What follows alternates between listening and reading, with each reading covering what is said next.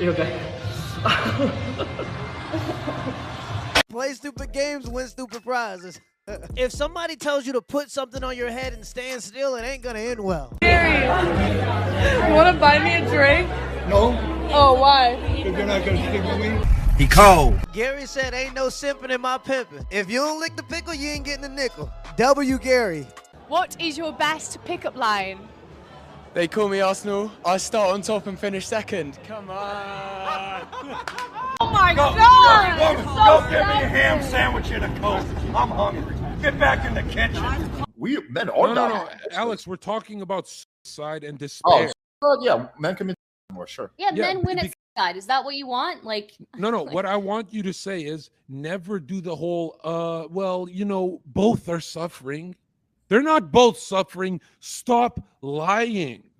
You're comparing a fucking young man who's himself in his house to a bitch complaining on Twitter, and you're saying they're both suffering. I'm not. You're when did sick I bring in up the head. Wait. Who brought up the bitch complaining on Twitter except for you? Are they both suffering? Are they Stardust? Are men and women both suffering right now in 2023? Yeah, I think men and women are suffering, but they're suffering in different ways in their own way. What are some examples of female issues like that we should focus on? Let me take a break from the male side thing. I mean, again, I would look at the average happiness of a stay-at-home mom, right? The average economic vulnerability. Why are you laughing? Sorry, keep going. I'm mute. I don't know. I would look on a cultural scale, right? Typically, like in the West, the only real issues for women are cultural issues. How can you consider yourself to be an advocate for feminism, but when you're asked to name one problem that women deal with today, you start stuttering like Porky Pig? Male testosterone is down 40%. Male sperm count is down 60%. Men are significantly more likely to end themselves. 95% of workplace deaths are men. 97% of military deaths are men. And men make up like 80% of the homeless population. Big red over here. See, let me show you, because you're doing really good. Let me see.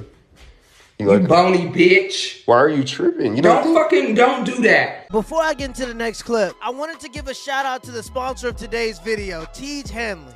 As a guy who always tries to self-improve, and as a guy who tries to inspire other people to self-improve, I know that taking care of your skin is crucial. I've worked with TIK Hanley for over a year now for two main reasons. One, because they allow me to make the content that I want to create, and two, because they have an amazing skincare routine that I use pretty much daily. Before TIK Hanley reached out to me, I was just like you. I didn't have a skincare routine. And because I don't sell products that I don't use personally, I used their products for 2 months before I decided to work with them. After seeing improvements in my own skin over the 2 months, I decided that this could be a product that other people could use. With that being said, I recommend you start with their level 1 system. It has all the basics that you need to take care of your skin. It comes with a daily face wash, an exfoliating scrub that you only have to use 2 times a week so it lasts really long, an AM moisturizer with SPF 20 for protection from the sun, and then boom, you gotta hit them with the PM moisturizer that's gonna butter your biscuit. And because I didn't know how to use the products, the part that I like the most is the instruction card that comes with every single box. It tells you how to use each product, it tells you when to use each product, and it tells you how much of each product you need to use.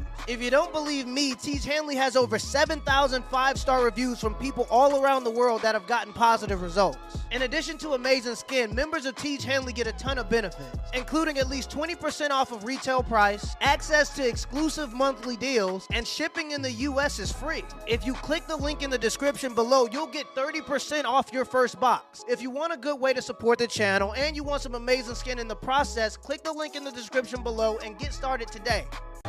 A girl I once dated told me my masculinity was toxic. She told me if I practiced compassion, I'd be a better boyfriend. I told her if she practiced cooking, she'd be a better girlfriend. Bitch couldn't even cook toast. I told her the pasta she cooked last week was more toxic than my masculinity. Alpha King rule number 16. Never take advice on how to do your job from someone who can't even do theirs. Sex is everywhere. I'm tired of hearing people post and brag about that. Who cares? Y'all act like sex is so hard to get. Sex ain't valuable no more. You feel me? Sex is everywhere, man. What else do people have to offer if it ain't sex? Nothing. Y'all not bringing no support to the table. Y'all can't bring no commitment to the table. Y'all for sure not bringing no real loyalty to the table. Because a lot of y'all, loyalty is with what other people really think about y'all. A lot of y'all take advice from people that ain't even in the position that y'all want to be in. You feel me? Sex is everywhere. Without sex, a lot of people don't have nothing of true value to offer. Exactly. Every woman has one and every woman thinks it's the best. It's becoming more popular for women to delude themselves into believing that the guys that they can sleep with are the guys that want to marry them. Aw. What? My ex used to have that one. Good memories. I know you did not just say that. You don't even remember what you had for breakfast, let alone you're telling me that you remember what your ex I mean, wore. it was very memorable, babe.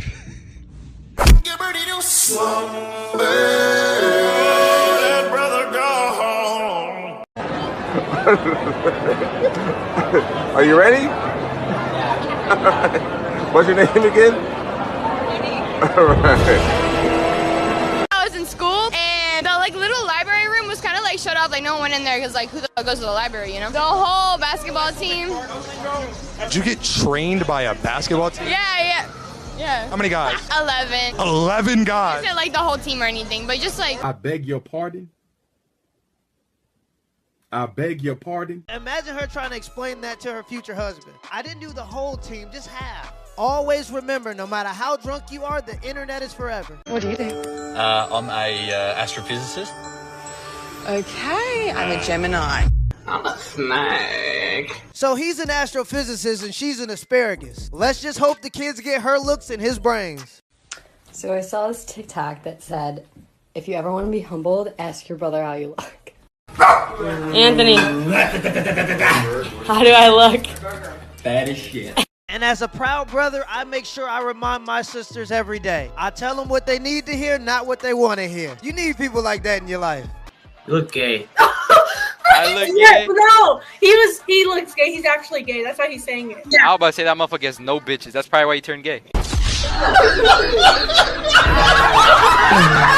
Hot girl is an ugly man from her past who paid her back in trauma for her charity work. This is why you should never beg a woman for a chance. She will make it seem like she did you a favor.